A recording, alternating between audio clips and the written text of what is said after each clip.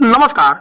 News anchor प्रतिमा मिश्रा ने ब्राह्मणवाद के बारे में दो शब्द क्या बोल दिए। यहाँ के ब्राह्मणों ने उनका बाइकाट करना शुरू कर दिया। ब्राह्मणवाद की पोल जिसने भी खोली उसका ब्राह्मणों ने जम करके विरोध किया है, चाहे वह पेरियार रहे हो, चाहे वह ललई सिंह यादव रहे हो, चाहे वह वर्तमान समय में स्वामी प्रसाद मौर्य जी हो, चाहे बिहार के पूर्व शिक्षा मंत्री चंद्रशेखर रहे हो। तमाम लोगों आप नाम जोड़ते जाइए अपने हिसाब से। अभी मौजूदा समय में आप उदाहरण लगाइए प्रतिमा मिश्रा का। उनके खिलाफ तो बाकायदा ट्रेंड चलाया गया कि बाइकाट एबीपी न्यूज, बाइकाट प्रतिमा मिश्रा। आखिर उन्होंने क्या कह दिया? उन्होंने तो सिर्फ यही बताया कि नेपाल में सभी उच्च पदों पर ब्राह्मणों का कब्जा था। सच्चाई ही तो बताई। सच्चाई बताने के लिए जो है उनको यह सजा की बाइकाट। प्रतिमा मिश्रा की शादी यादव समुदाय में हुई। उनके पति यादव हैं, वो भी वहां कार्यरत है। उनके नाम का खुलासा करना उचित नहीं है, बस इतना ही समझ लीजिए। क्या इस वजह से उनका विरोध हुआ?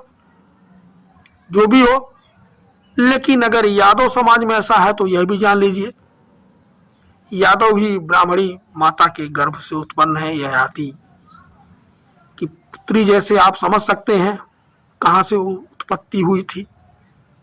के तमाम संदर्भ निकल करके सामने आते हैं।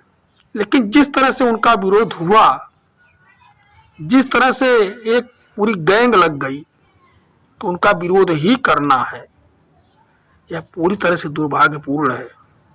आखिर उन्होंने नेपाल की सच्चाई बताई और उसको जो है भारत के संदर्भ में जोड़कर देखा जाने लगा। एबीपी न्यूज पर वह सच्चाई बताई गई।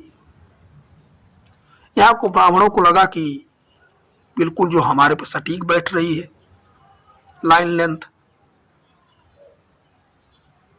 क्योंकि जैसा जो करता उसको वैसा लगता है। चोर की दाढ़ी में तिनका, कहावत पुरानी है। तो प्रतिमा मिश्रा का बहिष्कार का ट्रेंड चलाया गया। हालांकि अब तो पुराना हो गया, लेकिन यह ट्रेंड जो है चलाया गया इसी भारत में और उन बताई थी। अब ब्राह्मण समुदाय यहाँ भारत का अपने भी जोड़ने लगा। भारत के ब्राह्मणों की नौकरियों में या अन्य जगहों पर क्या स्थिति है, यह किसी से छुपी नहीं है। सच्चाई निकल करके सामने आएगी तो अभी लोग दांतों तले अंगुली जरूर दबा लेंगे, विवश हो जाएंगे। बाकी आप सब लोग तो जानबे करते हैं। धन्यवाद।